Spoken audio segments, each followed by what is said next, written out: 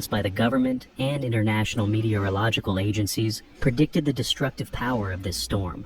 However, the true face of the storm turned the phrase "disaster of the century" into reality for the Jamaican people the moment it made landfall. The scale of the damage caused by the winds in the eye wall, combined with rainfall approaching 3 meters, made structural collapse, flooding, and mass displacement inevitable in many parts of the country.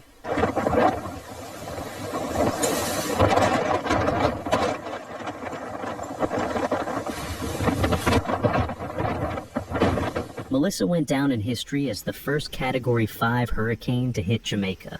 No storm in the country's history had ever made landfall with such high wind speeds. The massive system, which headed towards St. Elizabeth Parish, knocked out power lines, toppled lighting poles, and damaged buildings along the coastline in many residential areas with the massive water it carried. The Jamaica Meteorological Service announced that the pressure at the center of the storm was measured at 901 millibars. This was recorded as one of the lowest values in Atlantic history. A pressure drop of this magnitude meant that a massive accumulation of energy in the atmosphere had hit land.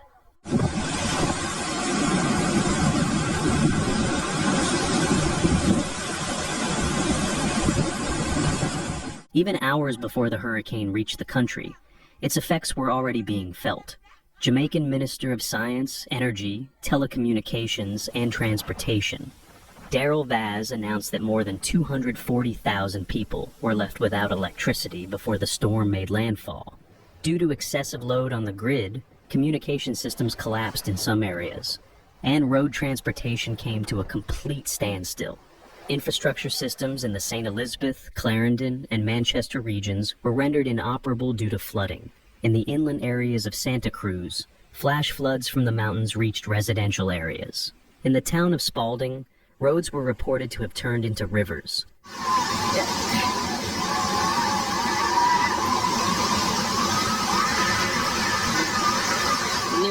Evan Thompson, chief director of the Jamaica Meteorological Service, stated that they expected up to 76 centimeters of rainfall in the central part of the country within 2 days.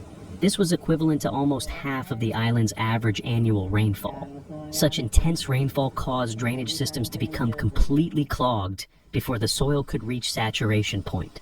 From Kingston to Black River, along the southern coastline, it was reported that water levels rose in coastal settlements and winds tore roofs off buildings.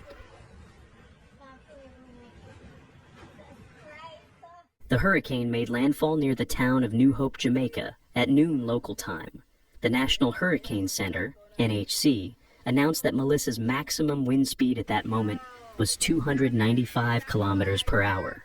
This was not only the strongest storm in the country's history, but also matched a level reached by only 2 other hurricanes in Atlantic records: the 1935 Labor Day hurricane and Dorian, which struck the Bahamas in 2019.